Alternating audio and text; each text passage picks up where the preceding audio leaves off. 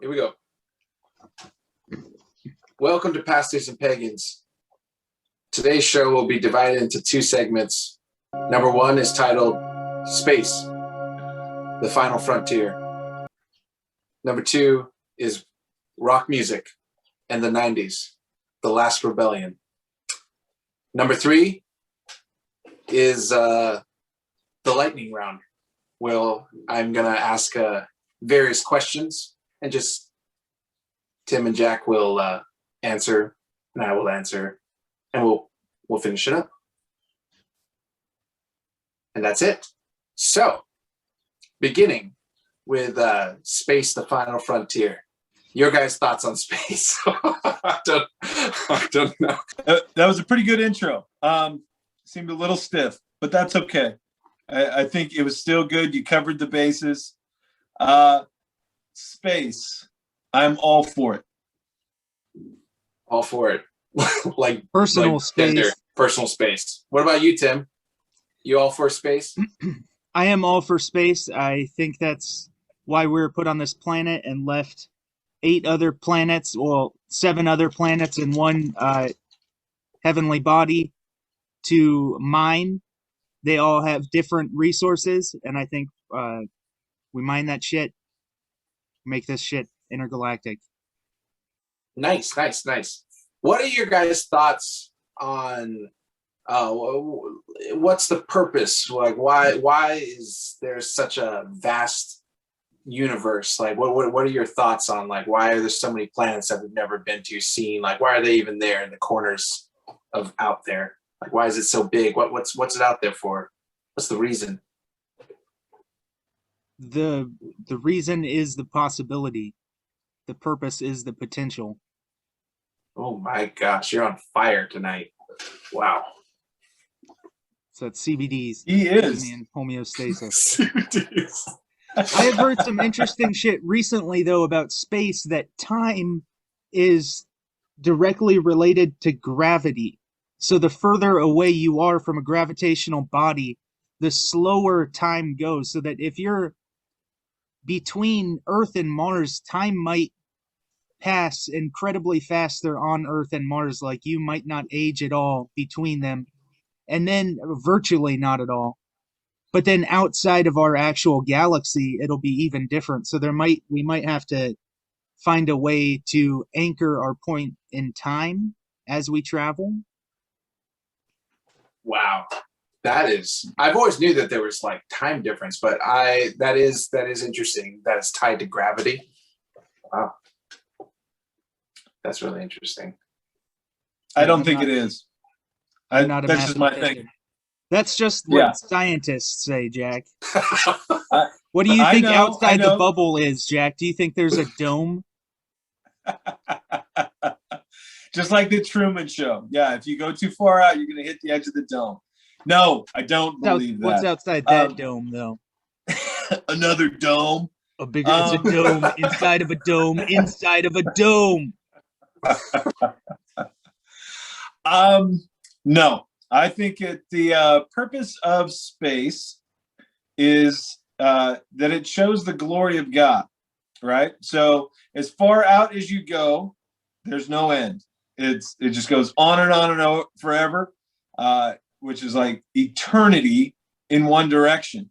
And just like you go the opposite way, the smaller you go, looking at the atom and then all of the things that make up an atom and all the way down to quarks and strings and blah, blah, blah. There's always something smaller. It just keeps on going, right? And so it shows infinity in both directions. And the Bible says that the heavens speak of his glory. And I think that's the whole purpose of them. He created them because it shows parts of his character. I believe that. Amen to that. Not like I have an agenda on this podcast. Vast, cold, and unforgiving. Absolutely wrong. That's the other guy. That's the other guy. No, it's kind of crazy. When we were younger in Hawaii, like I don't see the stars as much anymore. I mean, because it's just not the same. Like, and I never really realized how different the stars are from Hawaii's point of view because there's no light pollution. But like, when we were younger, we used to like literally go out and watch the stars. But I remember thinking as a kid, like just learning that the world was kind of like a sphere and we're all kind of upside down. And I always thought like, man, what if gravity just lets go? And I remember being on the grass and thinking like, oh my gosh, I'm just going to fall into that. And that was like a really cool and scary feeling that we are on a little ball that if gravity decides to just let go, we just fling out there into the unknown. But Did you anyways, kind of want it to at the same time? Because I no. don't. Well, I kind of wanted to, but then I didn't like heights either. But you did, Tim. That's kind of sad. But It sounds fun. well, speaking of wanting to, so the other night, I think I mentioned this to a text to you guys. I was up super late, had a very, very stressful week that I can't get into detail because we're online and somebody might watch it one day. But I found out about this Japanese billionaire that has got 8 tickets to go to the moon in 2023. And I did a little, like I was just reading about it, and it sounded really cool. And then it said you can sign up for free. And so I signed up for free. And this is like at 2:30 in the morning. And then I totally fell asleep, like next to the laptop, totally forgot that I did that. And in the morning, I'm drinking coffee, and I got a little email saying, you've signed up to be a part of the crew, the 8-man crew. Congratulations. Like, you'll know on March 15th if you'll get to go to the moon. And then I felt really bad that I made such a rash decision that, there's only 500,000 people that have signed up on this thing. And I felt bad and guilty that I just totally signed off to go on a trip that I could die on, could never come back. And then I just thought and then I felt guilty. And then I thought, man, how did I tell Megan that I just signed up to this without any thought? And I did tell her. She was a little upset, but a little bit like, why would you get to go? And then I was a little worried because I was like, wait, you want to go? She's like, yeah, I want to go. And you get to stay here.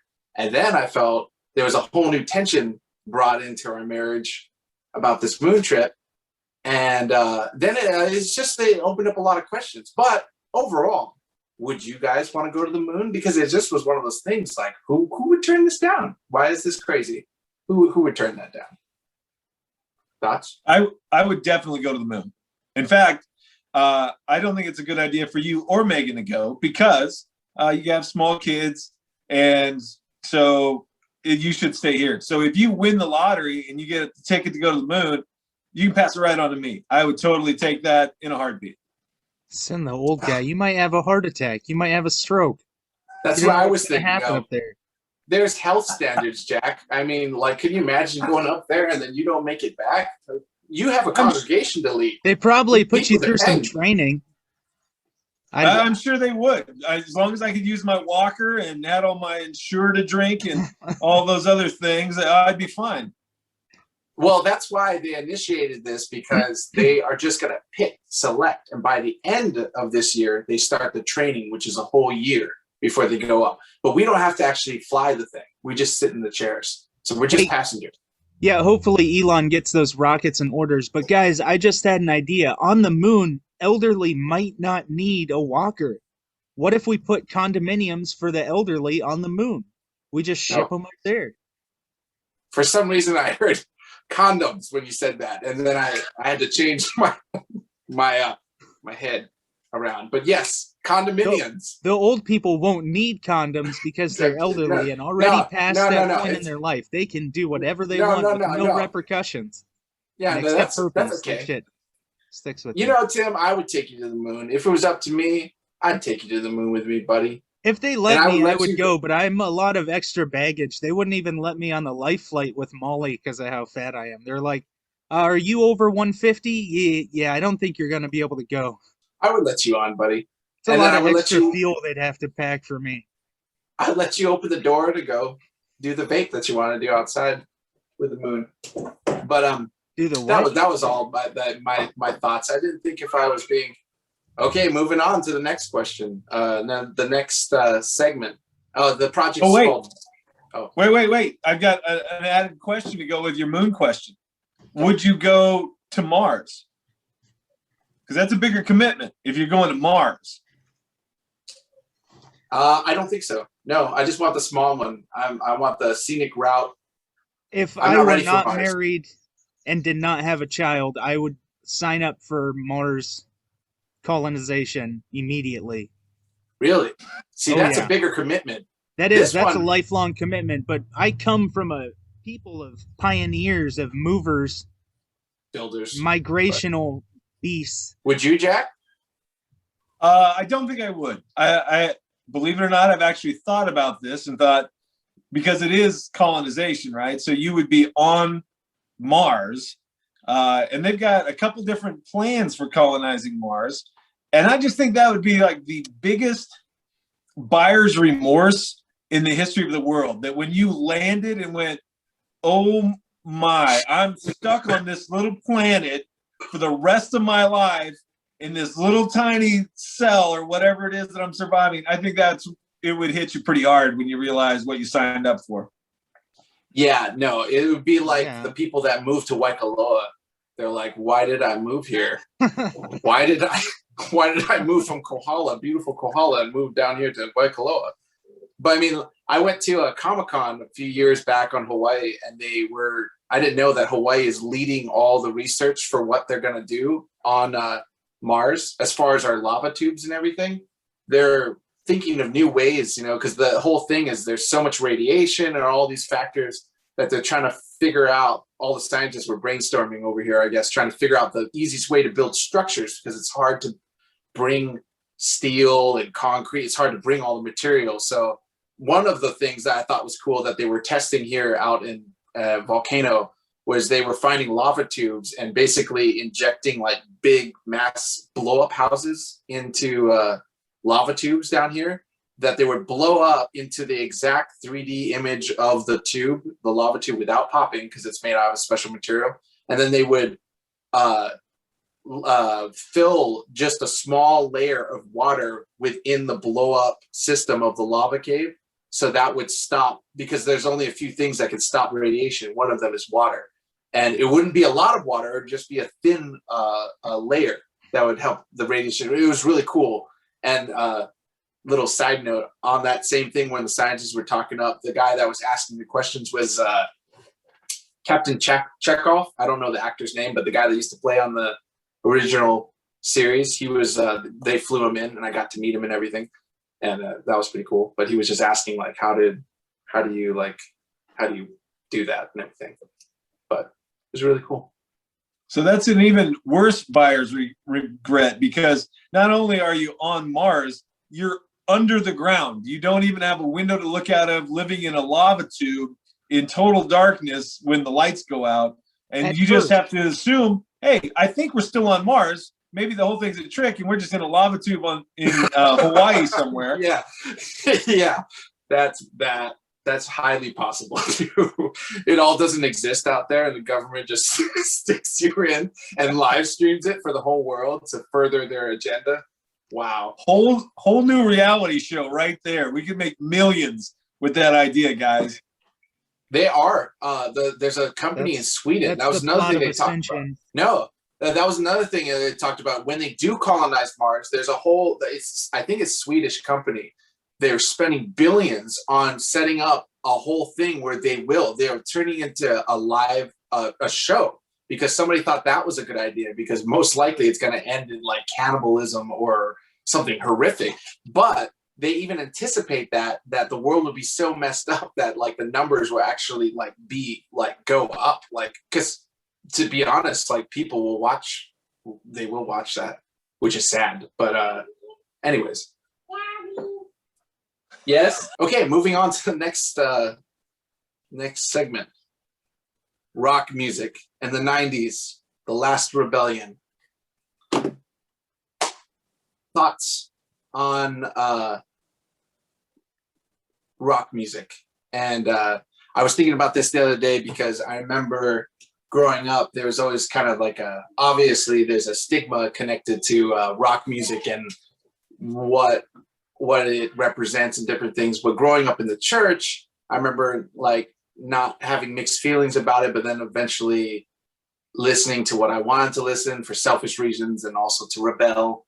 And I really still do like rock music. And then I found out that there was nothing really wrong with rock music. It was just the context of which it was used. But then I figured out, reading up more about it, this is something that the church has done for centuries, like with music in general. It wasn't just rock music, but before that it was organs. So what was your guys' experience with the music you like to listen to and how people reacted to it? Go, Tim. Well, unfortunately, like everything, I didn't find rock music from the 90s until it was over, but it is still my favorite. Everything, Cake, Blink 182, The Offspring, Queens of the Stone Age, all of it.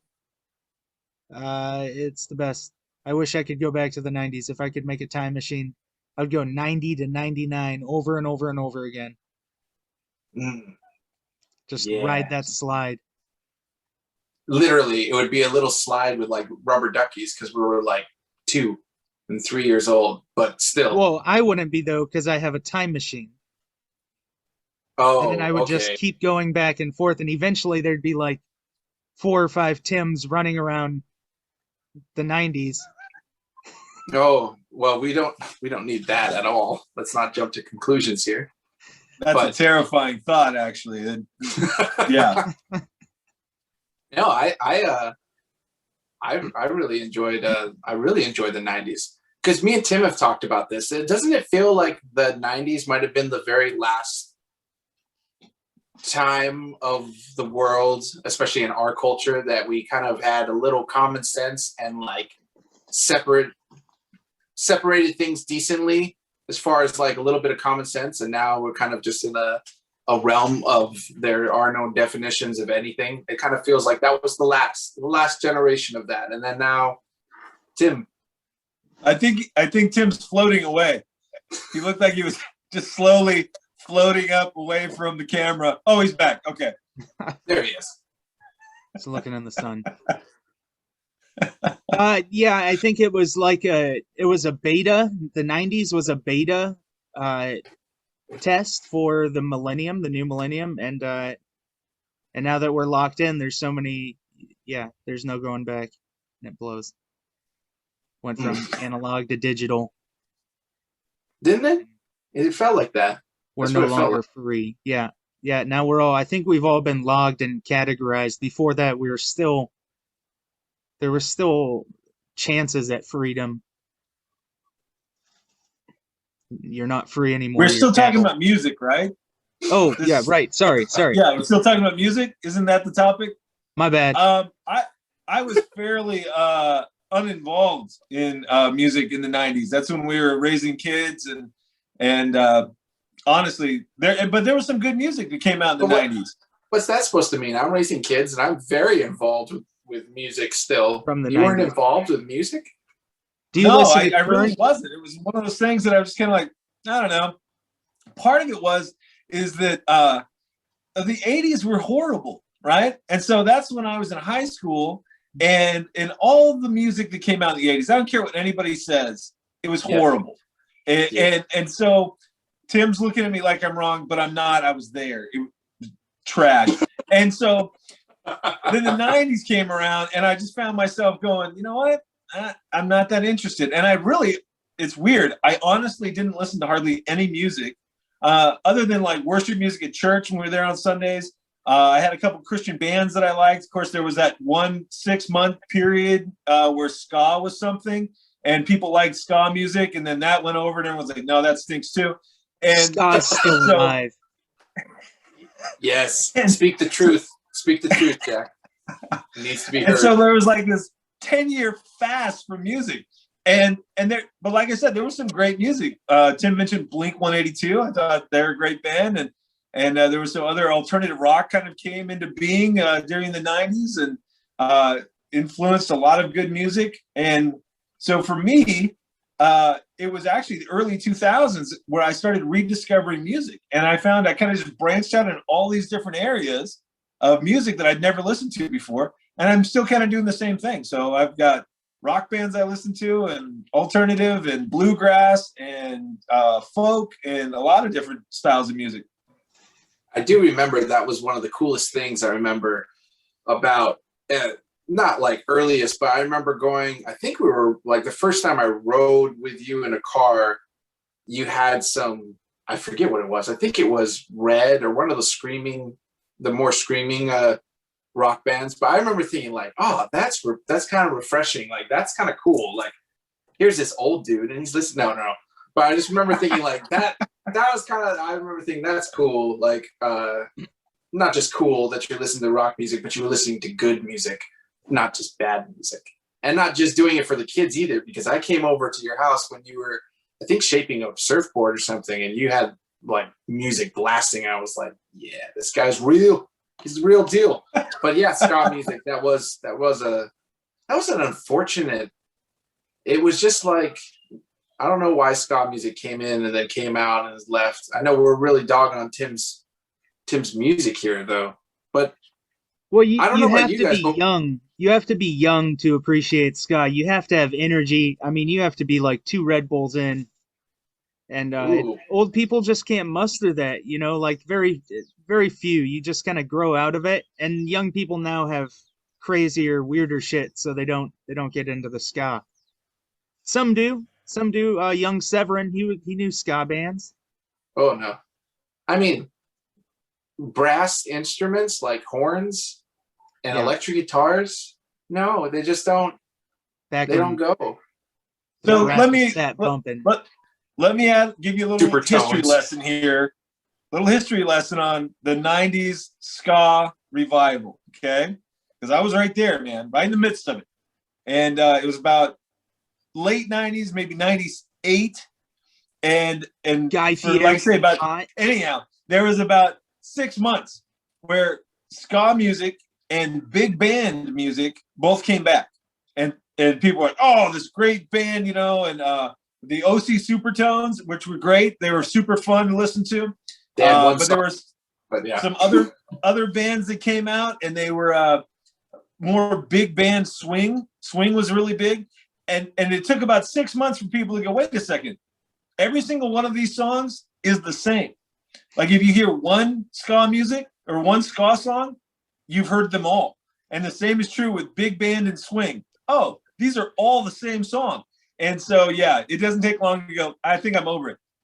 Yeah, That's racist. Supertones, that brought back, man. I remember that was one of my first songs that I've ever learned was on the Supertones. It was a hidden track at the end of the CD.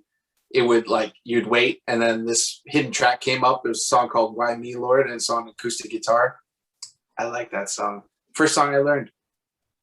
But yeah, I don't know. I always think of ska. When I think of ska music, for some reason, I picture Waterworld, like the bad guys on Waterworld. If I put a like, if I'm, that's what I'm picturing every time. Every time I hear ska music, I picture them and Tim somewhere on a jet ski, like fighting each other in Waterworld. That's the thought that comes around, and maybe a little bit of Mad Max now. I picture like the band from the Mos Eisley Cantina, but somewhere in like New York in the 20s. No, that's reggae. Much different. Reggae music is what I picture with those dudes, but I don't know. But I do. Speaking of which, Tim. Oh, sorry, go on. I was just gonna say, what bands are you into right now? What's something that you've kind of discovered that's topping your playlist? I have nothing new. I was gonna ask you guys, do you listen to current music? Do you ever listen to what's popping right now? I need to. Hot So yeah, 109. I do all the time. And Do you like it? I like some of it, not all For of it. me, it takes like 5 or 6 years, especially with rap. Like once a rap song's been about like 6, 7 years out, then I start liking it. I don't know what it is, but I never like what's coming out at the time. Something the Amish side of me just says like, no, this is wrong. I don't know. Yes. I listen to all kinds of music, like literally, and Tim's been there. He's broken things, but I mean, like, he's seen what I listen to, and it's not always the same. It changes up. Like the other day, I happened to be going through the Smokies with my sibling, and we were driving through, and I found a playlist that had nothing but bluegrass pop hits. So it was all the pop hits, but done in bluegrass. And man, something about bluegrass, like it's like the happy song from Pharrell, but for some reason with bluegrass, there's an added wisdom to it. And I was just like taking in what Katy Perry was trying to say all along, but through bluegrass. It made sense. Plus, it might have been the Smokies too. I think that's very cool. Yeah, I listen to modern artists. I've got some bands or individual artists that I listen to they're modern. I'm not a huge rap fan. There's a few that I'm like, oh, okay, and I can listen to a couple songs from different guys. A lot of them I like their sound. I just don't like their message, right? And so there's quite a few artists like that where they've got a great sound. I just can't handle listening to what they're saying all the time.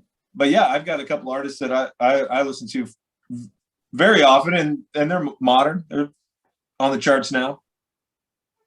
I always go back though to my roots, which is like a cool punk rock band. Like, is there a specific song or something that you guys like listening to where you're like, this one was good. This was a good day when I listened to that. Switchfoot, that's another band that always is good, in my opinion, humble opinion. Always feel depresses me every time. Depresses you? Yeah, it reminds me of middle school. Really? Yeah, I look at Switchfoot the way Jack looks at Dire Straits. I actually like Dire Straits. Okay. Maybe it's the way I look at Guns N' Roses, and every time I hear it, I just go, Guns N' Roses, that's understandable. No, it's not. Yeah. Well, Guns N' Roses, that's more of not a Waterworld. That's more of the Mad Max crew there. That's what that looks like. By the way, Tim, since you're a fan of that movie, and I'm not, and I don't suggest anybody should watch that, especially the kids. But that, that guy that plays that flaming guitar at the end, found out that was all real. That was actually a guitar that they designed for the movie. Actually shoots out flames and can play. Like the hobgoblin dude on the chains. Yeah, all real. And he was actually in front and was actually playing like all that music. He was actually playing and stepping on a pedal and shooting out fire out of the hose. I thought, That's awesome. that must have taken a lot of work to design that. But yeah. Okay. Well, I still think it's important though. Like if you like something in your past, like you shouldn't be, like you should like still reflect that meant something to you. Like, I don't know. But now we're going to do the lightning round. And we kind of already touched a little bit about this, but favorite rock band, if you had to put one out there, what was your favorite? current or old? Current or old, whichever one you felt like. All time. Like Desert Island. You're talking Desert Island.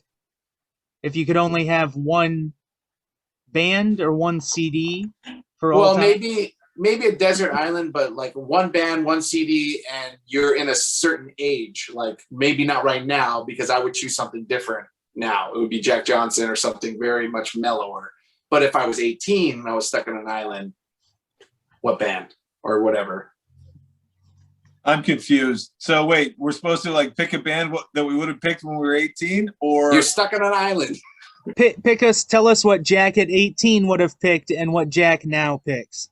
There you go. Thank you. Okay, so Jack at 18, without a doubt, would have picked Guns N' Roses. That like I had every bootleg album I could get my hands on from Guns N' Roses. Stuff that like was only a handful of copies were made, and I had one of them. They were terrible. Now I probably, like, if I had to pick one that I was going to listen to on a desert island forever, honestly, I'd probably go with Switchfoot. That it's just classic. It never gets old. I've got a lot of bands that I like and that I listen to now. But like if I had to pick one, it would probably be Switchfoot. Solid choice. Tim? I think I would 18. pick 18. My 18-year-old choice. I had like Kazaa and LimeWire, so I never had a whole CD of anything. I was just downloading stuff. You were a 18-year-old pirate. Tim probably would have picked like either Sum 41 or Switchfoot. Beautiful Letdown. I can't remember the All Killer No Filler, I think was the Sum 41 CD I had. Nice. Tim now would pick, I think, Cake, Fashion Nugget. Not Fashion Nugget. Comfort Eagle. Oh, that would be fitting for you, man. I can see that. Yeah. Tim now on island. When are you going to go to this island? It sounds like you're going to go because it sounded like that answer came a little too quick. What? Yeah, I don't know. I've had the feeling recently that I'm gonna go soon. I keep telling Molly to get life insurance on me, and it scares her, and she doesn't want to do it. I hear dogs also have a sense of when they're going to go, but I don't think you're going to go anytime soon. Mine would be at 18 would be Three Doors Down, Stuck on an Island. I listened to Three Doors Down, but now I would probably do Switchfoot. I would probably go with Switchfoot nowadays. But yeah, okay. Favorite concert doesn't have to be rock, but concert, live music event that you've been to. I would have to say probably Oh, go ahead, Tim. I've only been to two, like Olivia the band in Haleiwa, and a Christian concert called Alive in Ohio, and 1,000 Foot Crutch was there, and Olivia the band was much better.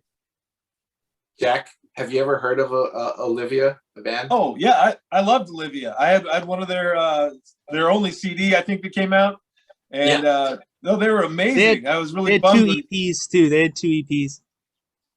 Oh, they were great. They were a super good band. They were the first band that kind of, because I never thought what happened to bands after they weren't bands. I thought people just were bands forever. And there was the first depressing thing where I was on Kauai at a music event, and then I was talking to somebody about Olivia, and they were like, "Oh yeah, I'm best friends with all of those guys, all the lead singers and everything." And I was like, "Oh, what are they doing nowadays?" And they were like, "They're installing AC units on the North Shore." And I was like, "Oh," like I just remember like this big. And that was back when I was in a band myself, and like oh, for some reason you don't think what happens after people grow up, but it was one of those moments. But Olivia, what happened at the concert, Tim? Was that the one that your mom waited in the parking lot until you were out of the concert? Your good mom, the cool mom that did that for you, that you should appreciate? Yeah, thanks, bud. Yeah. She just waited out there to make sure you didn't get lost, or that you wouldn't get into trouble, or didn't get in somebody's van that offered me free candy. I don't know. That story, just gonna say, you have a cool mom. Like, my man, Tim, you're so spoiled. Like, I hear you whine about your childhood, and I'm like, you had your mom dropping you off at rock concerts and waiting for you. I whine about my childhood? I don't whine about my childhood. You whine about your childhood about as much as a Marine talks about being in the Corps. No, but.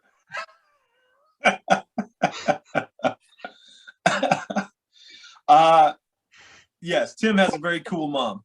I agree completely. She's also our only viewer, so we want to keep that going. Jack, that's right. Favorite concert? To the audience. Favorite concert. The favorite concert, and I've been to quite a few concerts, especially a lot of Christian music. And we had this one unexpected concert that kind of just happened at our church when we were in Oregon. The band Skillet was coming through, and their venue had gotten canceled. And so they called and just said, "Hey, can we put on a show at your church?" And we're like, okay. And it was amazing. It was a worship tour that they did. And John and Corey were fantastic and just put on a great show and just absolutely blew the doors off the church. It was really good. Nice. By the way, the lead singer, I don't know his name, Skillet, he just released a book. He just released a book. I'm going to say it's going to be really good, because if you've read anything he's been talking about lately, it's pretty cool. But I bet you it's going to be good. Yeah. I haven't read it myself.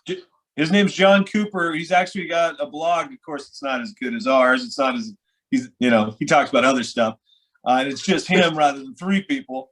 But it's very good. And I really like John Cooper. He's taken some strong stands on some of the weirdness that goes on in Christianity and in the church, and great guy. Pretty cool. All right. So final question. Well, I had an underlying question right here that says, who had that mullet? ? But then I decided not to go with that one. It was Not me. it. I had the Not mullet to end all mullets. Yeah, it's Okay. true. That was, yeah, I put that in there. I don't know why. Oh, here's one. Here's one. A code to live by that you live by, but it doesn't have to be biblical. It's just something that you do, or anything that you think that you found to be a good thing to live by.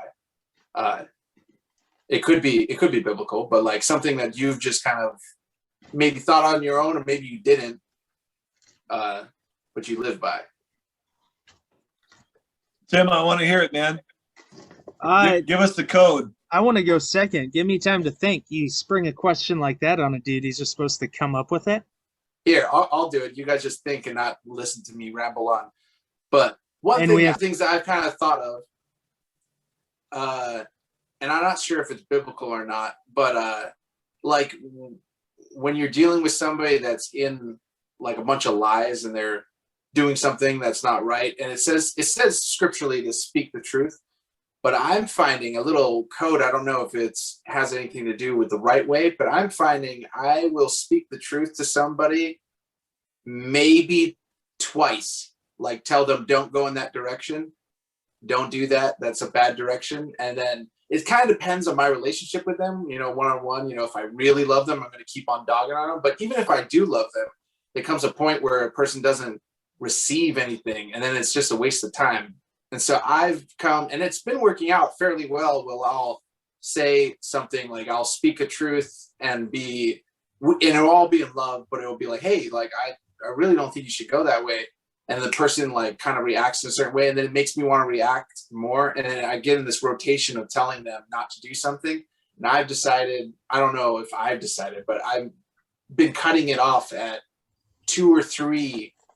And it seems to be going really well, because sometimes they either don't change direction, they go where they want to, and then it's not on my shoulders anymore. But other times I can kind of tell that they've taken it in more so that I didn't nag them. And I wasn't just scratching at them. It depends on the situation, but that's something that I've like discovered as I gotten older, just to be like, you know what, don't chase somebody down with something, because it's up to them ultimately. That's good. It's kind of long to be a motto, but it's good. Okay, so this is kind of my family's outlook through generations.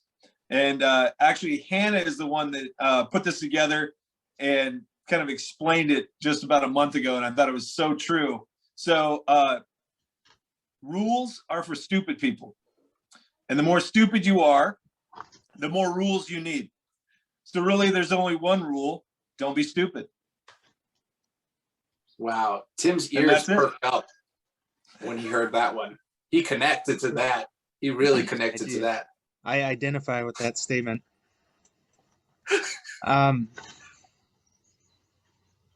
Rules to live by. I don't know.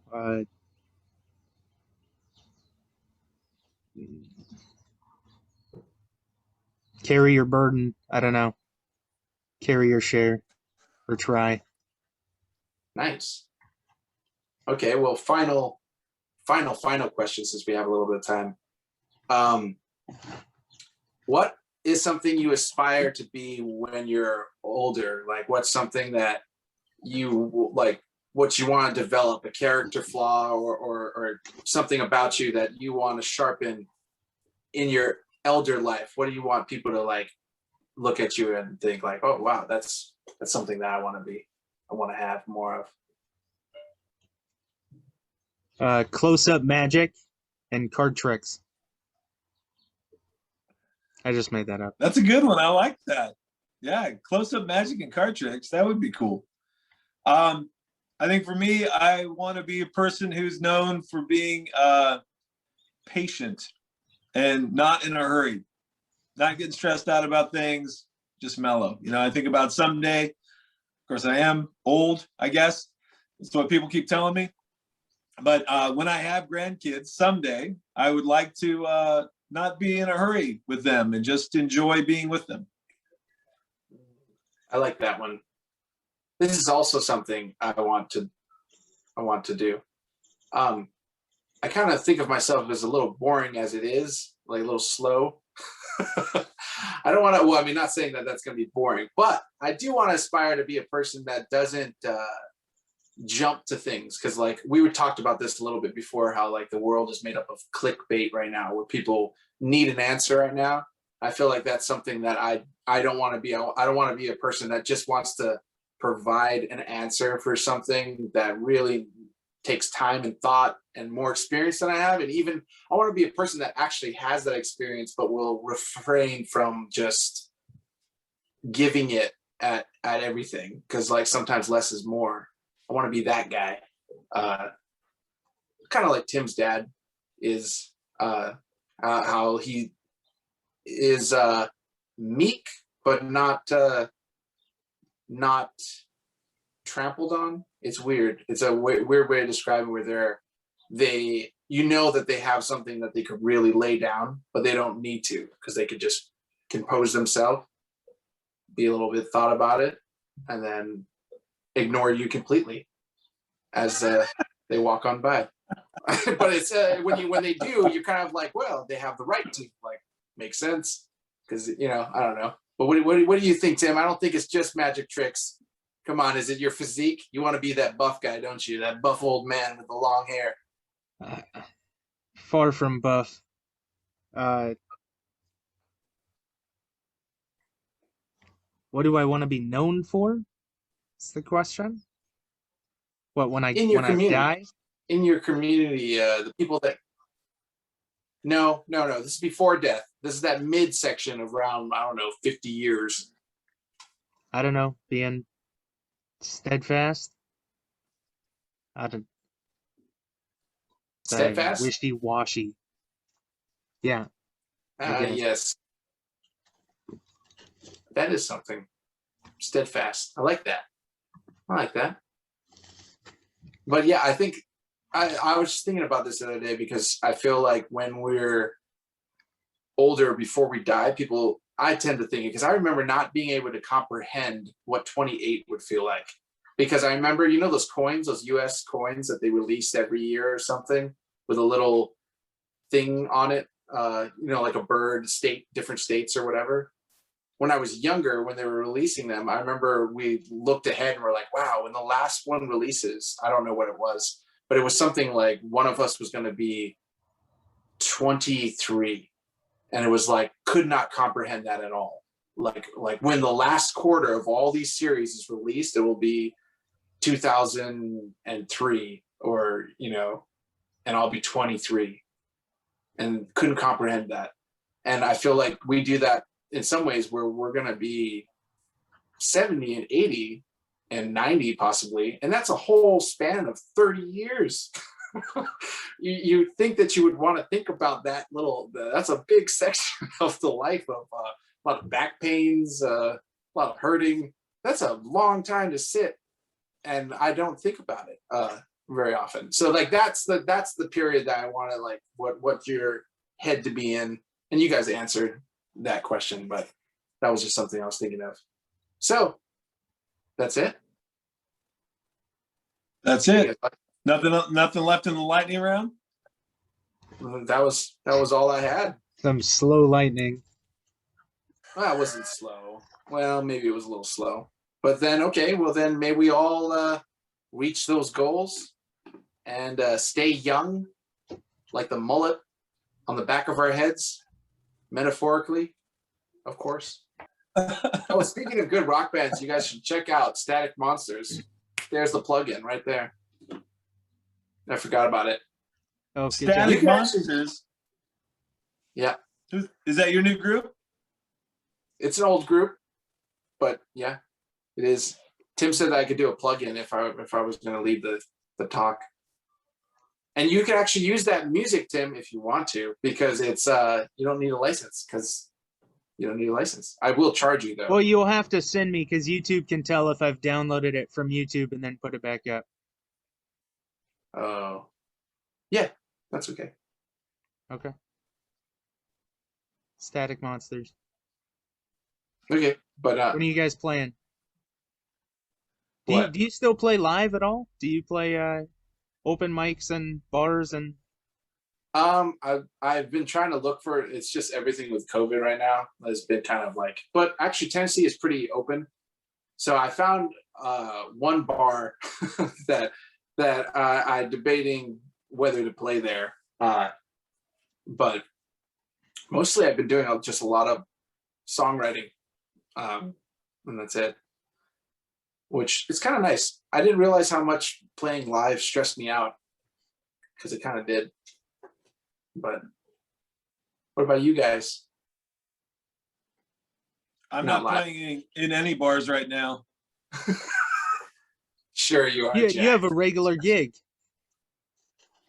I do, but it's not in a bar. I'm picturing Chase looking at this one bar with the chicken wire and glass bottles being broken against it. He's like, I can play there. Maybe. We play You both know, types of music, country and Western. Wow. Okay, Dan. You know that for some reason, just the way you said it, it was your tone reminded me when Dan or Dave was talking to Dan about, yeah, why don't you go up and grab a pencil and poke him in the eye? I don't know. I forget that what he was talking about, but Dan was all around that. But yeah, I played at some classy bars. They don't all have to be chicken wires and stuff. I have been a part of, not I wasn't a part, but I was playing at a bar where a fight broke out with a bunch of drunk guys. One of my favorite memories of almost a bar fight was with Jed Edney. It was great. It was a Halloween night.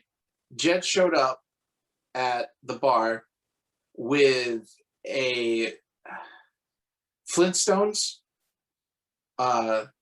vest, like Bam Bam, big mohawk, huge mohawk, and like a bone necklace. And I think it was either the night after and he just decided to wear this.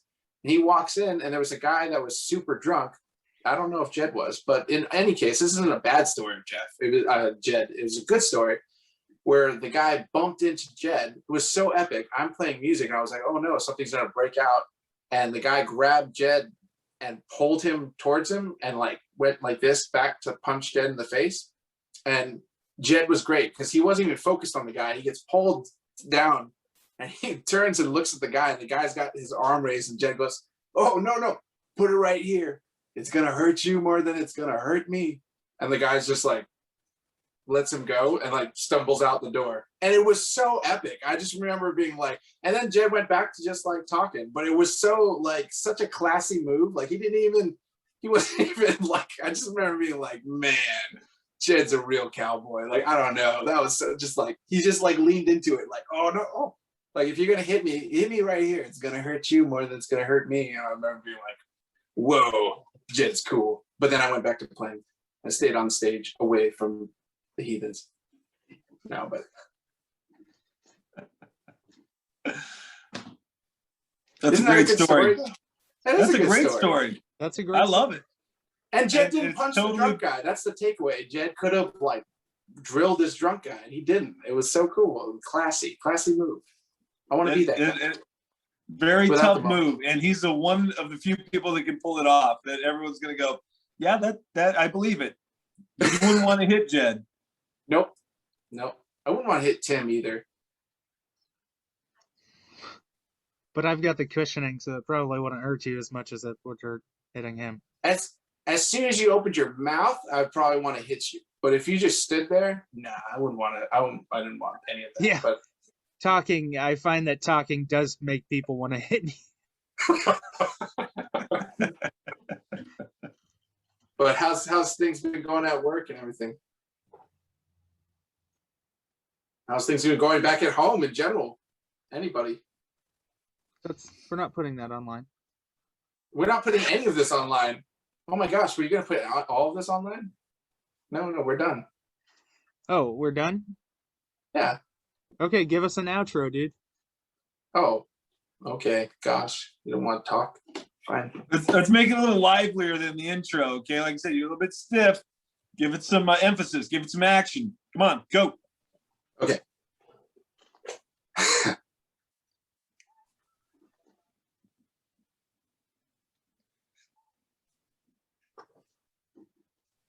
Okay, we're getting there.